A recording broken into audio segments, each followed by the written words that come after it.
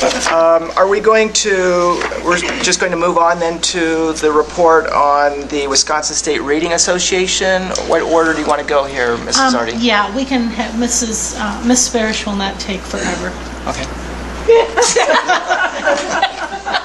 Now she's put on the spot. That was a hint. You know, I have to follow that, and this is how I get greeted. Oh, thank you.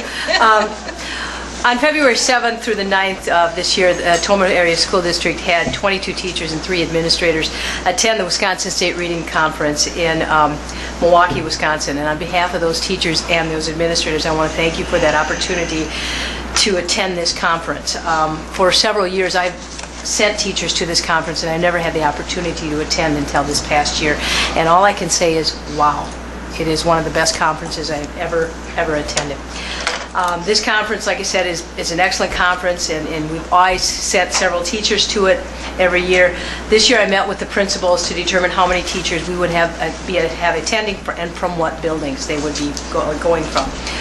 We decided to send 22 teachers, and preference given to those teachers that have not attended in the past. There was a significant cost to send teachers to this conference, but I really feel the knowledge and skills that they have gained from this conference were definitely worth the money. This year we had a good mix ranging from first-year teachers to seasoned veterans, from elementary, lower elementary, all the way up to high school English, reading teachers and English teachers attending this conference, as well as elementary principal, a middle school principal, and myself as a central office administrators. After the conference, anybody attends a conference, they fill out a conference reflection form. What I've done for you is taken from that form some of the things and put that into the report that you see embedded into the board agenda tonight.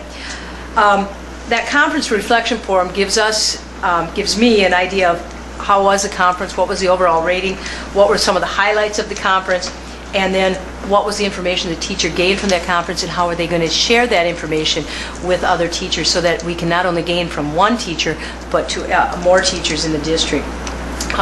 As you can see from the teachers and myself, they came back with numerous reading strategies, gained much knowledge, and I'm really confident that the knowledge they've gained is going to have an impact on our literacy skills in the Toma Area School District. So, because Cindy said I couldn't be long, is there any questions? Or are there any questions? I particularly was struck by your second to last paragraph in your report. Okay. You talked about a professor that was speaking there, and he recently completed a 3-year study showing significantly higher level of reading achievement for students who read during the summer.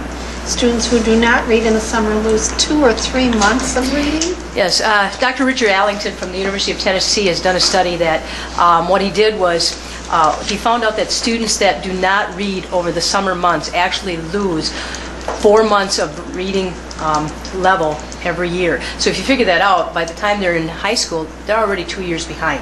So what he did was a study of just giving kids literature and materials to read, not telling them to read it, not telling them how to read it, but just putting books in kids' hands. And those kids only lost 1 month each summer. So it's a matter of how do we get books in the kids' hands. Some school districts have gone that they use the public library. What Richard Allington found is a lot of these parents don't want to go to the public library, nothing against our public library, but if the kid forgets to bring the book back or loses the book, there's a cost, and some of these parents don't have that. So he looked for ways to do it free.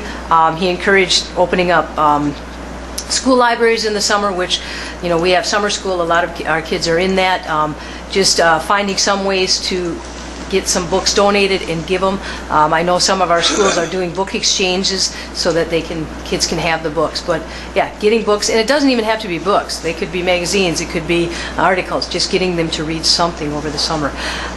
Dr. Allington is someone that I could listen to speak all day long because he is so down to earth, and he dresses, he doesn't even look like a college professor. He came dressed in a flannel shirt and a pair of jeans. So he's out there living it, not in a ivory tower somewhere.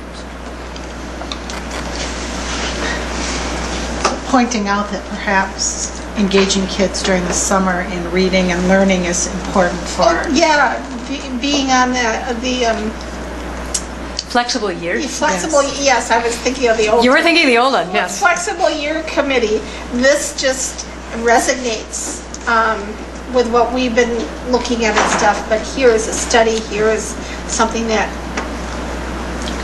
just says it right there. It's something we kind of knew, but Now we have evidence to back it yeah. up. Once again, I want to thank you for allowing us to attend this. Hopefully, we will continue to send numerous teachers to this conference because, like I said, it is very valuable.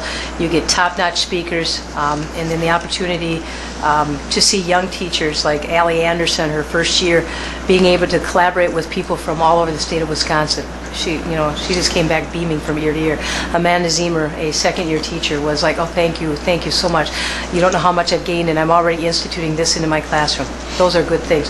Then you see veteran teachers like a Chrissy Gerke come back and say, Barb, it was just the most wonderful opportunity. I've already put this into place. That's the things we want to see and hear about. And so when you look at young teachers and seasoned veterans and how much they've gained, it's unbelievable. Thank you. Thank you very much.